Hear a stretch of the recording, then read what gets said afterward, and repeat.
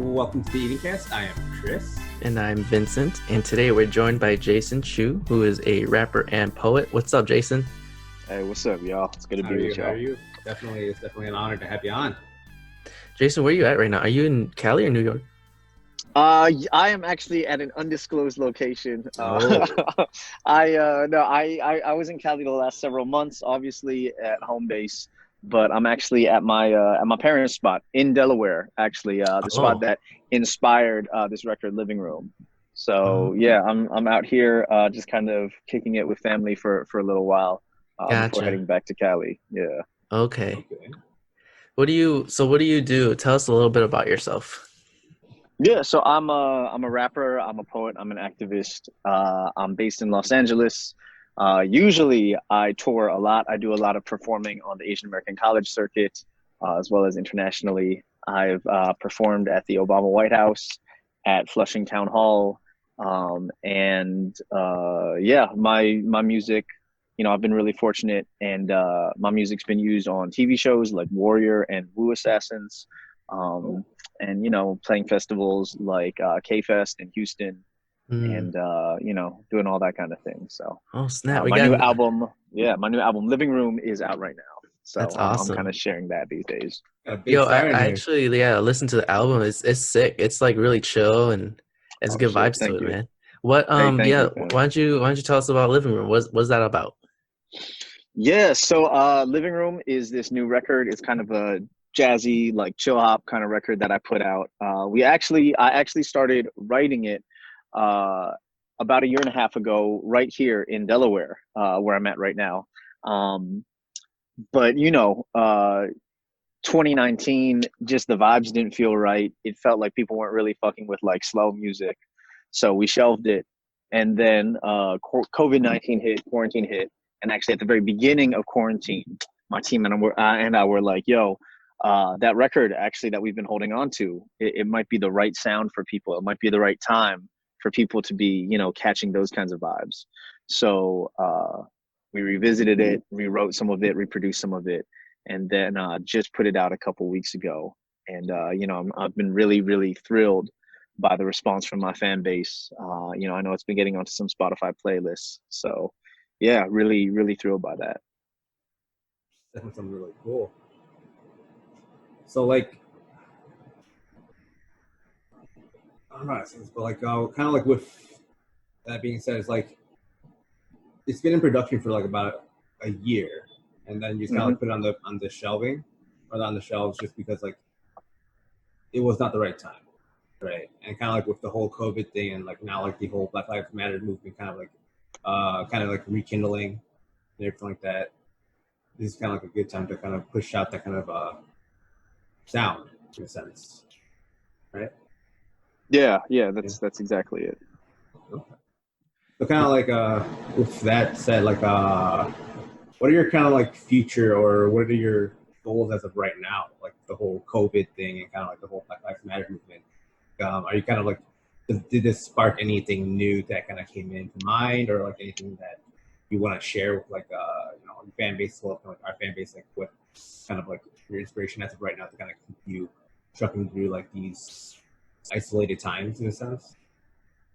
Yeah, I mean, I think, right now, we're at a time when people are definitely applying a lot of pressure, which is great. There's a lot of social causes that, because, the rest of our entertainment economy has kind of slowed down.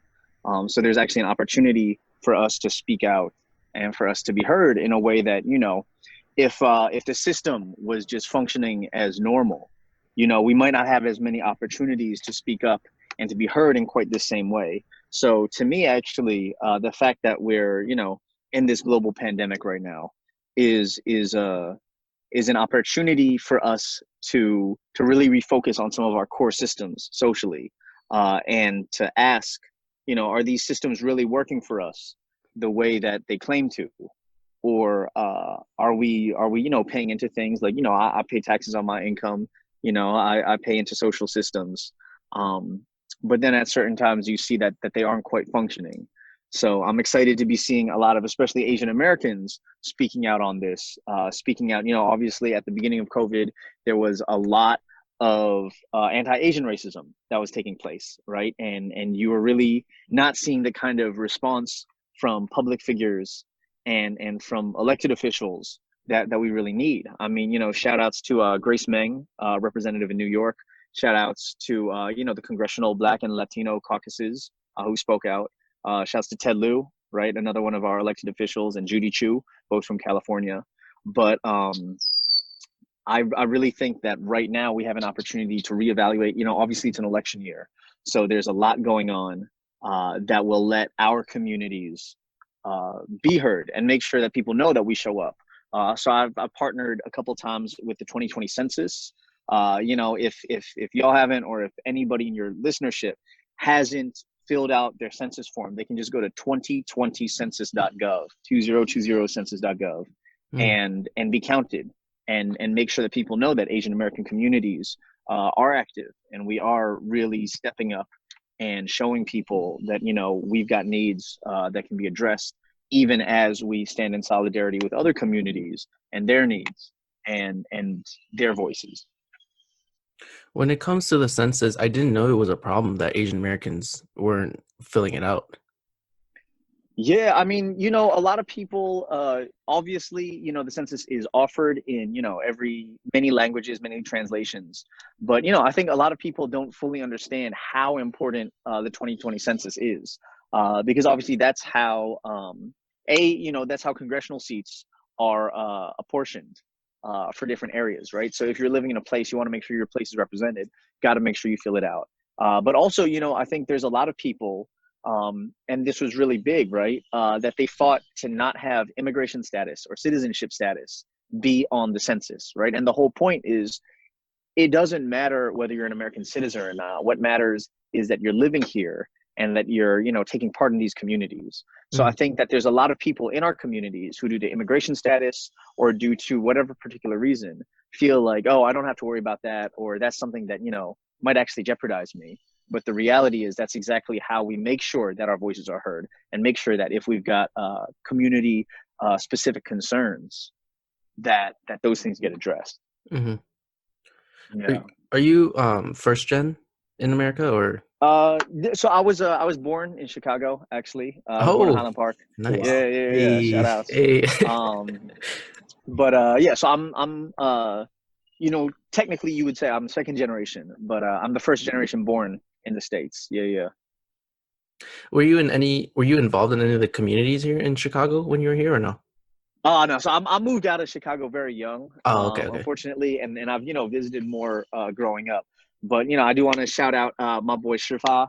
He runs this festival, Hip Hop in Chinatown, that I'm sure you and some of your listenership is familiar with. So my boy Shifa is doing some really cool shit, and some other friends I know are really trying to put on for the community, which I love. He's really cool. I'm glad I met him too. Chris and I met him, and he's doing really good. We have a chat together, and he's like trying to get people to clean up Chinatown after the mess, and stuff like that. I'm like, hell yeah, we need more people like that. Yeah. And it's cool to see leader, a young guy, a young guy doing it too. Yeah, and I didn't know. Are the future, definitely. Right, exactly. And he and the team that he works with in Chinatown brought up that there still is a kind of like tension between the old heads and then the young leaders in these kind of organizations. Do you see that as a problem too in like Asian Americans speaking up and whatnot? Yes and no. I'm very fortunate to live in California, where there's really dope, multi-generational activism. So I have, a lot of Asian American activist mentors who are Japanese American or Chinese American or Filipino American. And to me, there's less tension and there's more of a lineage. It's very important to me that I locate myself in a lineage of Asian Americans doing dope community work. But I do think that there can be tensions between the needs and the expectations of different generations.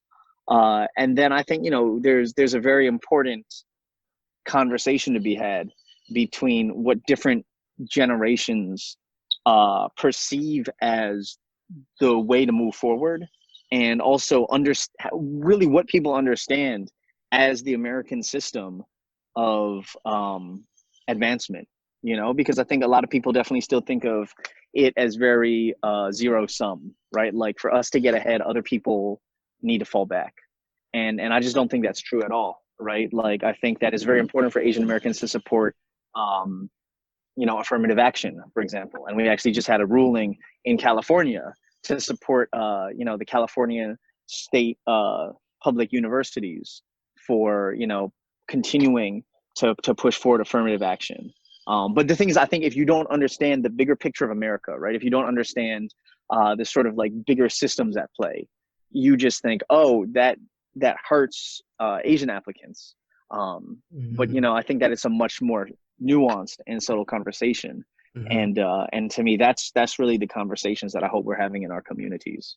Yeah, actually, I'm glad you brought that up, because this guy that I'm talking to, Duo, he's on the Chamber of Commerce in Chicago's Chinatown, and I asked him about that and why like a majority of Asians in the United States don't really participate in politics. From what I've seen, at least, that's why I asked that. And he said, well, in most times, if you think about where they came from, they don't really trust politics, so they kind of just like, oh, this is the new policy, new laws, new regulations, cool, let's see how we can make it work. Like they just kind of have that adapt mentality. They don't really want to go put in the energy to change things.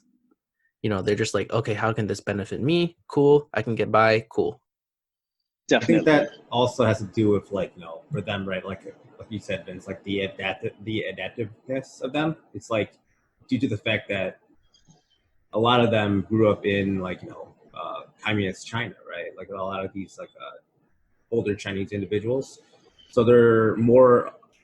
I feel like they have more of like a not like an oppressed feeling, but like they feel like their voice doesn't really count in our society, right? At least in Chicago, right, where there's like a lot more like older first generation coming overseas to like start their family over here and everything like that. Like these individuals are the ones that see the world that way, right? They're the ones that don't have, or they feel like they don't have a voice because they grew up in these like oppressed countries, right, where their voice was meaningless because whatever the like Chairman Mao or whatever, right, the ruler was, what he said was law, right? What he said was the Bible in a sense, and if you didn't follow it, you would be like executed or like be put in the prison, just for saying the wrong things. So I feel like that's where a lot of the timidness of these individuals that came here kind of like came from. So in a sense, like they need somewhat of like a re-education or like just kind of like a discussion, right? Like kind of like what we were just talking about, Jason, like just finding a common ground to kind of like discuss like, hey, we're not in that, communist country anymore. We're in a free state, free country in a sense where our voice does matter, right? The little man can make a voice for themselves, and really show the world that we can band together and actually make an impact on something. Yeah, and also it's like it comes to it's a topic of risk too. Like when I tell my parents back then when I was trying to advocate for like the Dream Act, which if you guys heard, Supreme Court didn't let that what was it? They didn't let that fall through. I don't know what the right word is, but they like pushed it back or something because Trump wanted to end it. And my parents would be like, why are you fighting for this? This is when I was in high school. They're like, why are you putting yourself at risk? Like you're going to these protests, like it's dangerous, like let other people do it. And for the longest time, it kind of dawns on you like, well, shit, if maybe that's true. Maybe these other kids can handle it. So I'm just going to sit back. And then that prompted me throughout college to just kind of take a step back from social justice. And I talked to you, Jason, about that.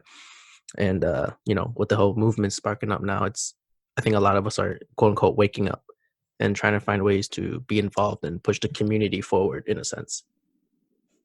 Yeah, I mean, I definitely, agree with what you're saying, Chris, and Vincent both. Like, I think that like for example, with DACA, right? What a lot of people don't know because of the way that the issue is coded is that actually, for example, in California, the largest population of undocumented immigrants is actually Asian American, is actually often primarily Southeast Asian, right? And so I think that uh, the way that these conversations are being had in public, we need to, and I think definitely, there's a history and there's a tradition of Asian and Asian American communities seeing the fundamental unit of society as the community, right? And we need to keep that. We need to stick together. We can't think that we get into safety and then we close the doors behind us, right? Because the truth is, on every level, at every step of the journey, there was somebody who was advocating for us, right? I mean, you even look right now recently in the resurgent Black Lives Matter movement, and there's been a lot of conversation, especially that I've seen around Vietnamese folk, right, about how it was actually a lot of the Black community that was advocating for Vietnamese refugees coming over after the Vietnam conflict. That it was often actually white America that was pushing against accepting Southeast Asian communities into America, right? Obviously, historically, it was white people who passed the Chinese Exclusion Act, who passed a lot of these, really violently racist immigration policies, and it was actually the same movement that birthed the civil rights movement, the same movement that birthed ethnic studies, African American studies, Asian American studies, that allowed and opened the door for repealing, issues and for passing immigration and naturalization acts that allowed our families to become American. Mm-hmm. And then where do you have you ever encountered anyone that is Asian American and they kind of said, why should we stand up for BLM if they didn't stand up for us during COVID? And if so, Yeah, I what see do that a lot. you say to that? I mean, yeah, I think like for me, that's just patently false. It's much more complicated, right, than saying like, oh, everybody from particular community didn't do whatever. You know what I'm saying? Because you go to Black communities and you hear the exact same thing from their side, right? They say, why should we stand up for Asian Americans who are facing issues when they never advocate for us? Which is fair, also. You know what I'm saying? But it's also unfair, right? It's fair to say that there are a lot of Asian Americans who do not speak up when it comes to race in general until it affects them, right? That's a lot of people in general. But then also, it's unfair, right? Because I have seen a lot of Asian American voices, pop culture voices, political voices, who have spoken up and have addressed these issues. And I think very often, right, what you're seeing is that a certain narrative of race in America is being perpetuated at the exclusion of progress, right? At the exclusion of seeing what voices are starting to push forward and where, the narrative of race in America is evolving to. There's a particular interest and there's a particular inertia that goes along with just, retelling the same stories that have sort of kept us locked in a rut thus far. Mm-hmm. And then for you, growing up in America in the past few decades, how have you seen it? How would you describe this progress? I feel like, there's definitely, one of my favorite scholars is this dude, Vijay Prashad, who talks about America as a polycultural space, or talks about the world as a polycultural space. So the notion, right, is not that we're multicultural, as in like there's a bunch of different shit here and it all kind of sits on its own. The notion is that we're polycultural, right, which is that people and communities living next to each other all bleed into each other and seep into each other and influence each other. And I think that is absolutely true. And I think that moreover, what's really beautiful is that with the internet, with the rise of a lot of user-generated media, there's more and more people who are drawing from disparate cultural influences. And so, I think that for me personally, the conversation around appropriation is important to have, but I think we've got to be forward thinking with our understanding of this, which is that the way forward is not for everybody to stay in their lane, right? It's not, oh, Asians don't do hip hop shit and Black people don't study, martial arts or learn Japanese or whatever. Like that's not the way forward. The way forward is being polycultural, right? Which is learning from each other and receiving influence from each other, but doing it in a way that increases our awareness of each other's experiences, and instead of just passively receiving from each other, actively building solidarity and building a polycultural future for the country that we love. I like that a lot. What's something you would do that pushes that polycultural narrative? Yeah, I mean, I think so. Okay, so for me, the number one thing that I'm super big on right now is studying Asian American history, right? Like, so today, obviously, it's Juneteenth today. It's June 19th, and that is a huge moment in Black history, right? And the fact is, Black Lives Matter has been really popping off for the last month, and they've been coming out with specific demands, right? One demand is, make Juneteenth a federal holiday, or at least make it observed in, large corporate settings.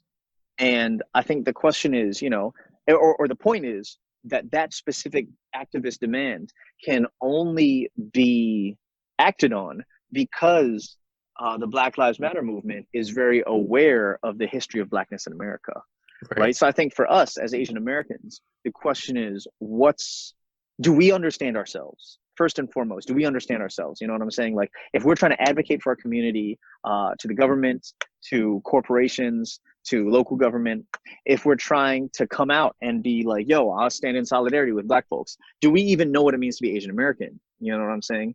Like, do we understand some of the, crucial court cases that formed our history, right? So you've got like the case of Mamie Tape, who is this Chinese American girl in San Francisco in the late 1800s. That was actually one of the early school desegregation court rulings. There's this Chinese American girl whose parents sued to have her be able to attend, what was previously an all-white school. Oh, I heard about this. Yeah, right. And so the thing is, do we understand this very proud, very long history of Asian Americans standing up and fighting for equality and contributing to American society? Or do we think that, Asian American representation starts with like Jackie Chan and Crazy Rich Asians and Jeremy Lin? I think the more that we dive into our history, by reading certain books, by, listening to how Asian American identity was formed, I think the more that we can do that, the more that we can actually really contribute to the conversation in an informed and in a substantive way. And what I don't understand is like how it seems like no one can ever be satisfied. Because I remember when Crazy Rich Asians made the screens, I was like hella happy. I was like, fuck yeah, Asians up there, right? But then you had this other group that was like, they're not really Asian. Like, they don't represent us. So, that immediately you could tell there's a huge void in the community itself. And it's like, I don't know, it's definitely conversations and dialogue is needed to find a way to bridge it and just talk about these things, because I don't know, it just seems like no one's satisfied, no one's happy with anything. Yeah, I mean, I think that what we saw, especially with Crazy Rich Asians, right, was I felt like I was talking to my friends about it when it came out, right, and I was saying everybody who has anything to say about Asian America felt like this was finally their opportunity to say that, right? Whether it actually had anything or not to do with that particular project. Anybody who's got an opinion or an identity that's tied to Asian America was like, finally, my identity is pertinent, right? And so I think a lot of people used Crazy Rich Asians, and I don't blame them for this, used it as kind of a blank slate, right, to project their ideas and to found their voice on, which is great. But hopefully what it definitely is that that's not our only look, right? We're going to have multiple venues for commentary, right? And you look, and just recently, you know, there's been a lot. I mean, you know, the world before COVID-19 feels like a long time ago right now. For real. But you know, you even see, you know, Parasite, and then what is it? What's her Yo, I name? still have to watch that movie. I haven't yet. It is really good. It's definitely good. I saw it multiple times. It's really Damn. strong. But yeah, you know, like there's been other opportunities for us to sort of be seen and be heard. And hopefully that continues, right? With more queer Asian American voices, more women, more Southeast Asian and South Asian voices, Pacific Islander voices. But, you know, just, yeah, the more we can push everyone forward, Mm-hmm. the more that our distinctive story can be told. And so I do think, you know, like I don't think that like Asian American projects, Asian American helm projects are above criticism, but I do think that we need to, instead of tearing things down, we need to springboard off them, right? Mm. So it's not like, oh, yo, Crazy Rich Asians didn't do X, Y, and Z, so fuck it.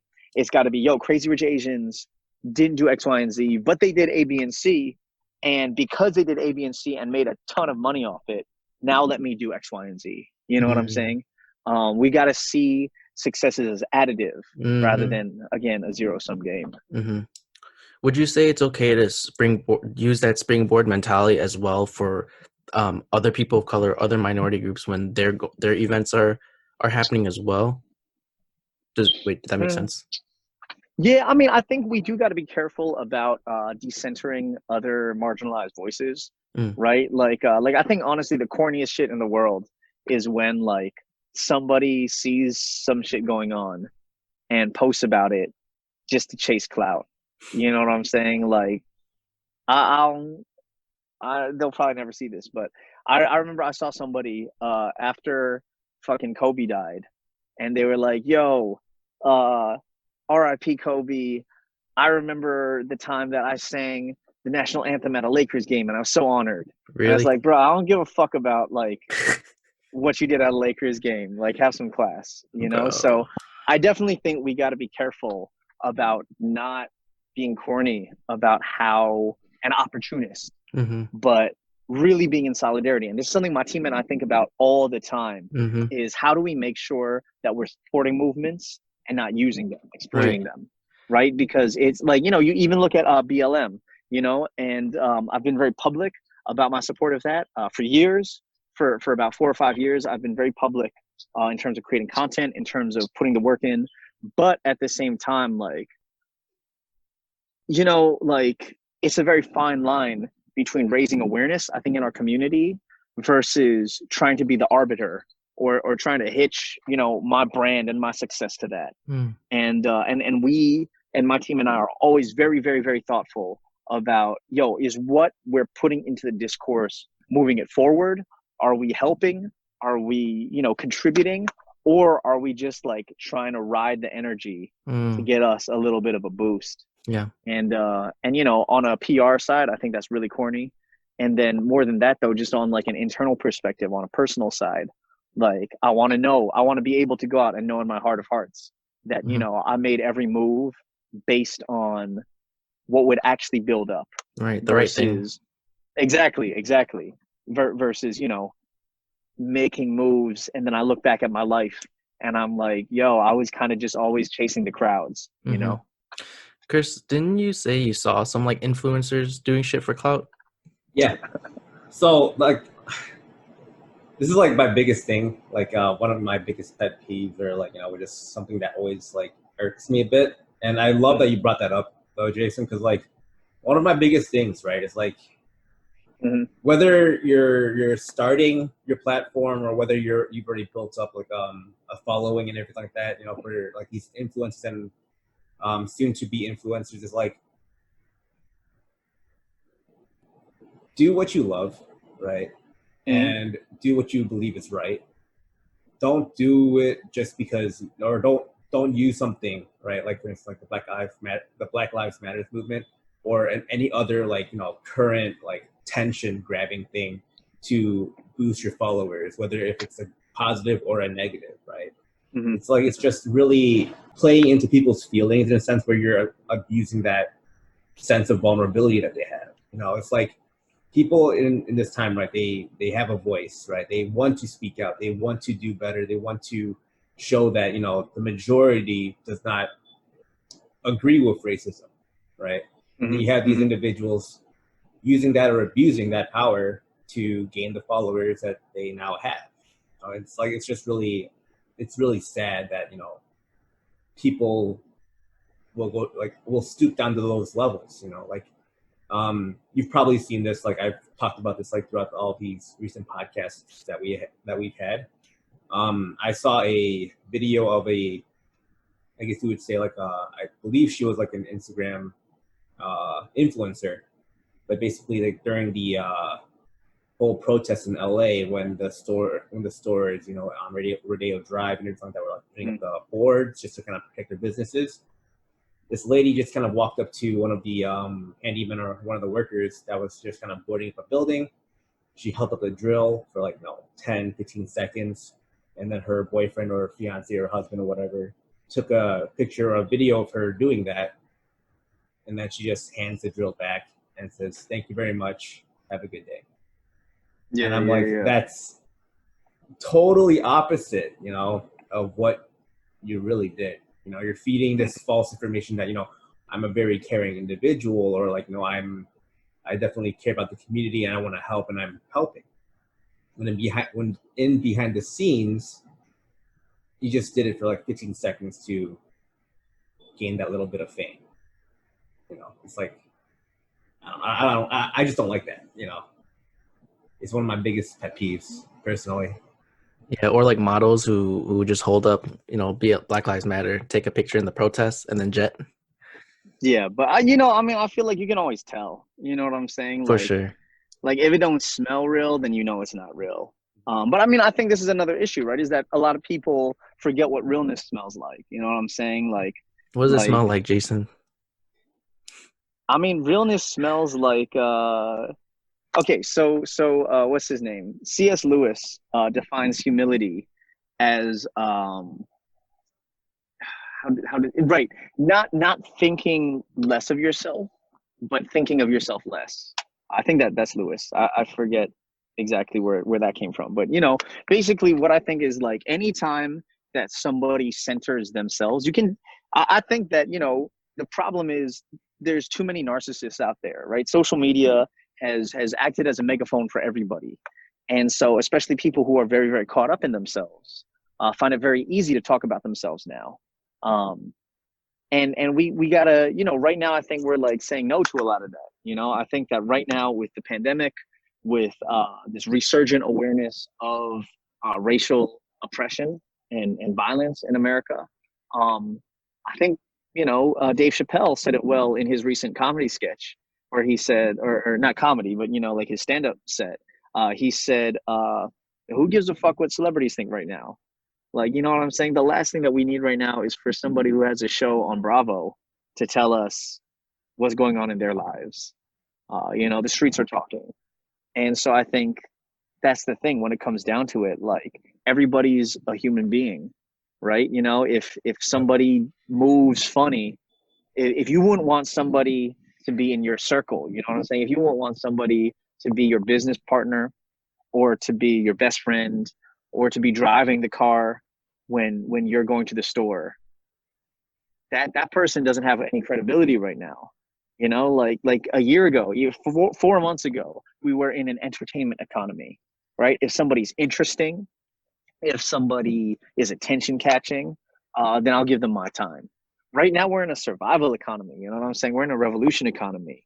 And if people aren't bringing ideas and character to the table that demonstrates that they're a credible person to build that future world with, they going out the window. I'm not even talking cancel culture. I'm just talking about like, who do we want to be the foundation of our future society? You know what I'm saying? Is it Tekashi 6ix9ine, or is it like activists and leaders who have been putting in work, not drawing attention to themselves, but just putting in work? You look at the three Black women of color who started Black Lives Matter, right?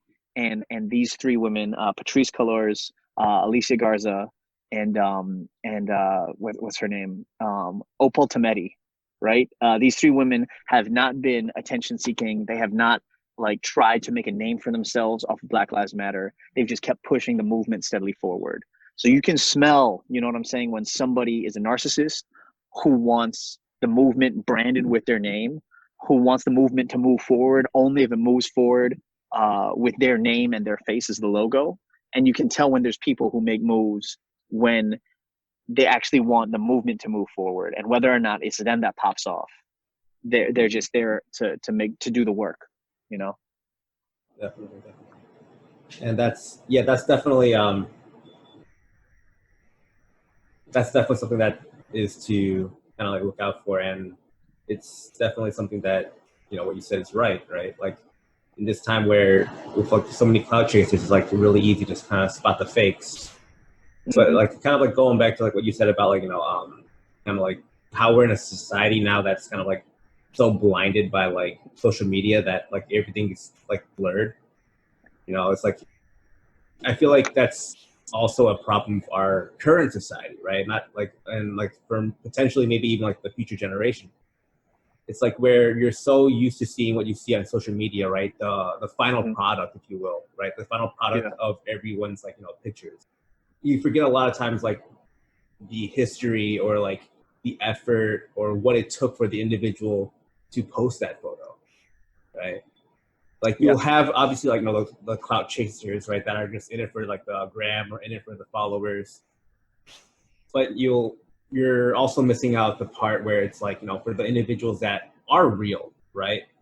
You're missing out the struggles, you know, like the sleepless nights that they had to deal with just to, you know, go on that vacation, or the sleepless nights that they had to just voicing their opinions, right? Advocating for like, you know, all these affirmative action stuff, right? Or all this like current like tension in our society, right? With like all the racism and systemic racism.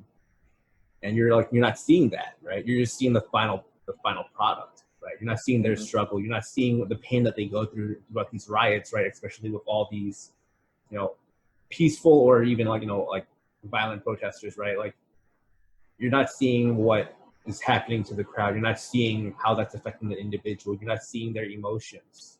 You're just seeing their product that they want to share to the world. And I just want to add to to both of what you guys are saying.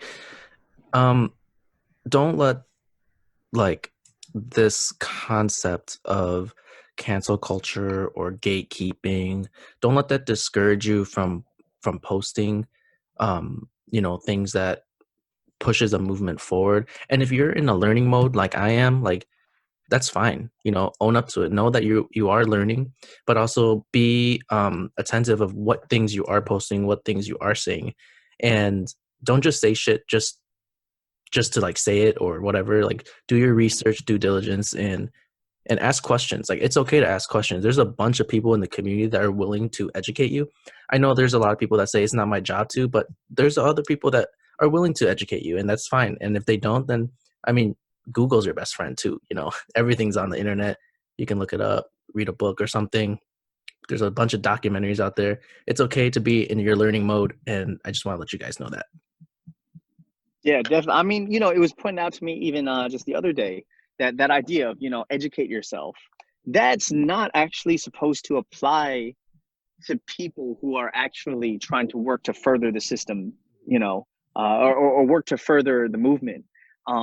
That phrase actually comes as a pushback to people in power and people in positions of authority who have the resources and have the time, but they're just choosing not to, right? So I think that, and this is an issue, right? This is something I talk about a lot with my friends, is that we got to be really careful to not create friendly fire. You know, I think way too often, people with good hearts, people who actually want to change. You know, I'm not even talking about people who are going, "What about?" You know, what I'm saying, like, "Oh, well, what about this? What about that?" You know, I'm talking about people who are saying, "Wow, you know, I'm ready to go. Where do I sign up?" And sometimes those people are taking shots because people are so angry and people are so angsty that, you know, we're just looking for an enemy. You know what I'm saying? We're looking for Hitler to punch in the face. And sometimes when we can't find that immediate outlet of aggression, people who are on our side are taking hits just because we feel like we want to be the superheroes, you know?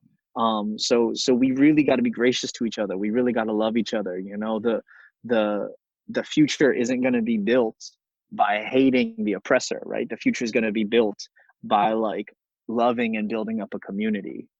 So we really got to live into that the values of that future community right now. Yeah, 100%. And what kind of, if people were to that are listening to this want to get involved, what kind of communities or resources should they be looking for, like in the West Coast, in the California area? Yeah, so Do I you mean, know? you know, in general, I would shout out Color of Change. You know, Color of Change is a really excellent organization that's working to create that future. I would shout out the Equal Justice Initiative.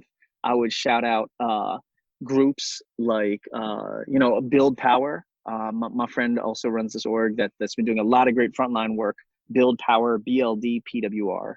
And beyond that, you know, there's a lot of great groups out there, all the local, you know, Black Lives Matter chapters, all the M4BL, Movement for Black Lives, you know, and the great thing is that all of these are networks of communities. So this is not a top-down organization.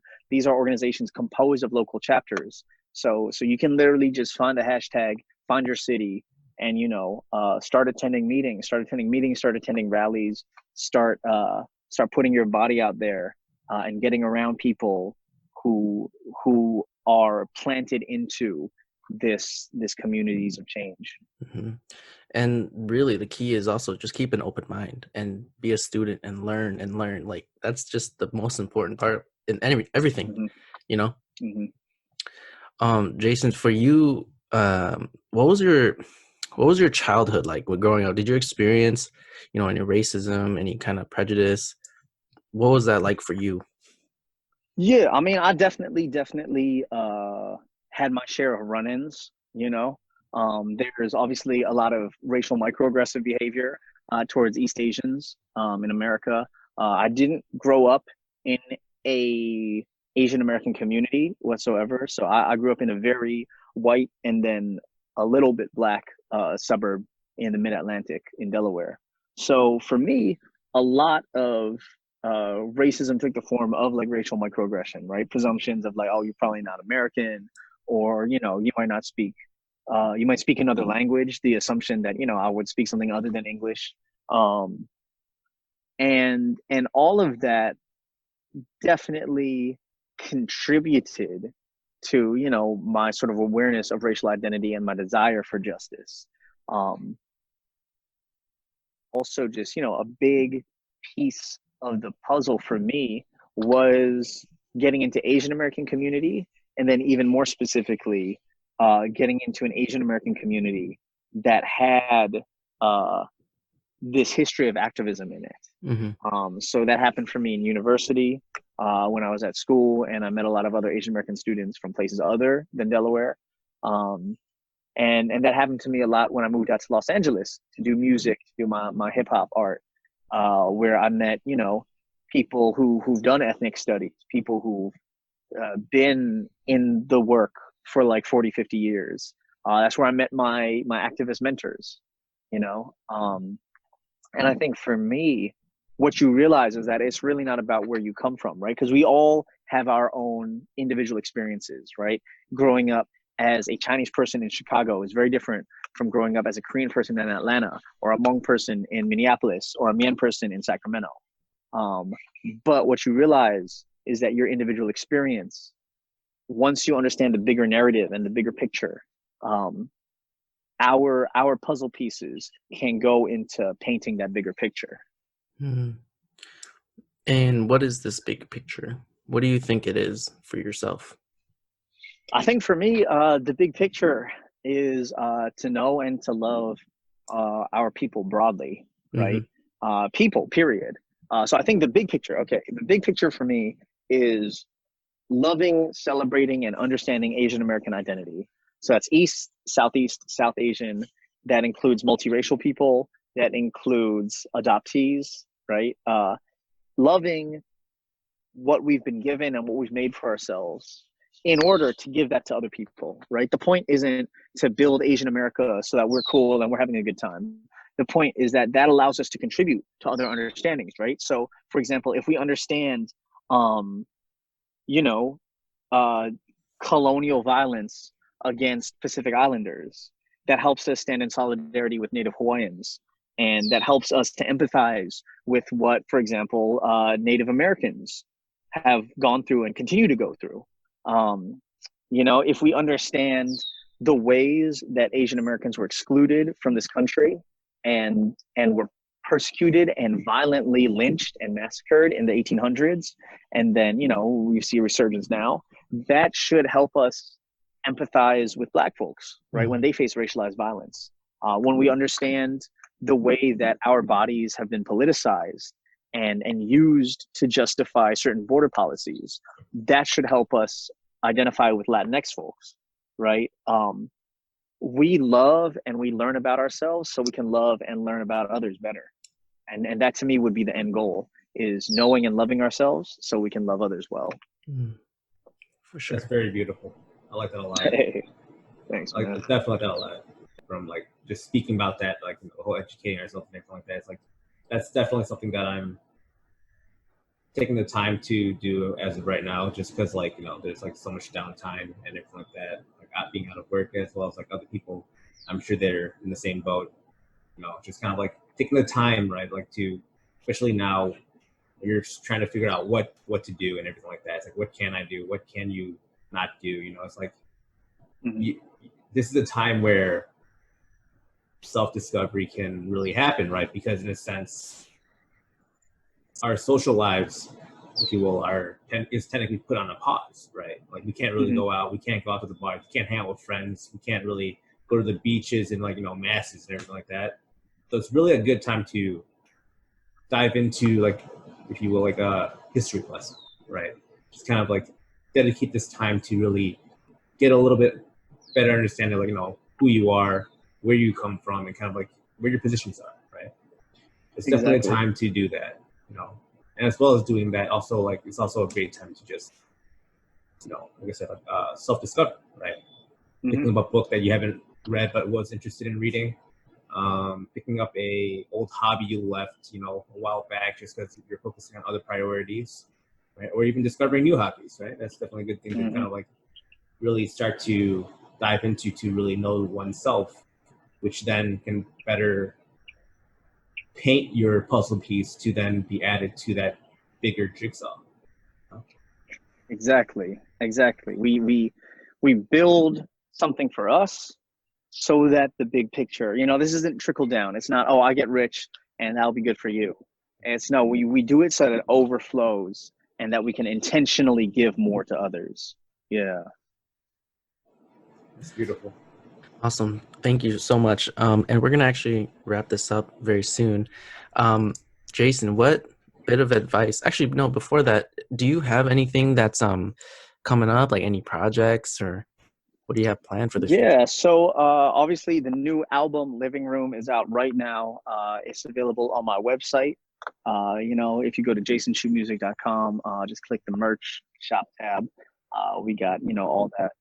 But it's also on all streaming services. So if folks want to check it out, I'd be very, very happy. Living.room by Jason Chu. That's the new record. And, you know, the point is really just to give you something that you can find peace with. You know, it's a very hectic and chaotic time in the world. And I really just wanted to make something that let people find that space to live and breathe at home. So I would love and be very honored if y'all and y'all friends could check that out and, you know, let the music do what it was designed to do. For sure. We'll drop it in the link below as well. Jason, what was a favorite song that you wrote on there? Do you have a favorite? Yeah, I mean, right now, I personally really enjoy, there's this song on there called Delaware. My boy Shane, that I grew up with. I've known this dude decades, you know. My boy Shane is one of my very few other friends from Delaware who's actually a full-time artist. So he's this, you know, white dude, this folk singer who kind of travels the world. So he actually wrote this chorus for me about a song. The song is just about, you know, Delaware but he really elevated it and took it from being very specific to my and our experiences, and made it kind of a song that's about leaving home, but never leaving it behind. You know what I'm saying? We leave it, but we don't leave it behind. So I really love the record Delaware. I think my boy Shane killed it on that hook. So that's my favorite record on there. But you know, I think there's a couple on there that different people have pointed out as their favorites. It's got a couple different, you know, sort of speeds and sounds for different people at different places. So For sure. that one's the one I'm feeling right now, though. There you go, guys. You heard it from the man himself, Delaware. That's the first one you got to check out from the Definitely. album. Jason, and then we're going to wrap up now. So is there any bit of advice you would like to leave our listeners, our viewers? It could be about life. It could be about hustling, music, anything you want. Yeah, okay. So for me, I think the number one thing that I really always encourage my team and myself, you know, I try to remind myself to do is, you know, are we living out of fear or out of hope, right? Are we living and making decisions out of a fear of what could happen or out of hope about what the future could look like? I just hope, you know, no matter what it looks like, and for everyone it'll look different, but I really hope that people are living their lives based on a hope of what could turn up. And, you know, let's reject fear-based thinking that says, you know, we're not going to have enough, thinking that says, you know, people are probably going to be bad to us. Let's move and let's live and let's build a future based on a hope of what could be when we start to open up and start to care for one another. So fear is easy, but hope is real. That's what I, you know, give to y'all. That's very deep. I like that a lot. Thanks, man. Something awesome. Thank you so much, Jason. Thank you so much for sharing your wisdom, the value. And then once again, they could find you at Jason Chu Music, right? On all handles. That's right. All the socials is at Jason Chu Music, Jason CHU Music, JasonChuMusic.com. Got links to the music, got links to my merch and everything. Perfect. And then for our viewers and listeners, remember you can find the Eating Cast on all platforms as well: Spotify, Apple Podcasts, YouTube, Instagram, Facebook, you name it. At the Eating Cast. Thank you. And with that said, Jason, thank you again for taking a part of your day and joining us and just kind of like, you know, sharing your thoughts on everything that's going on in the world right now. And for our listeners and our viewers, we just want to thank you guys for joining us, and we hope to see you on the next one. Take care. Bye. Peace.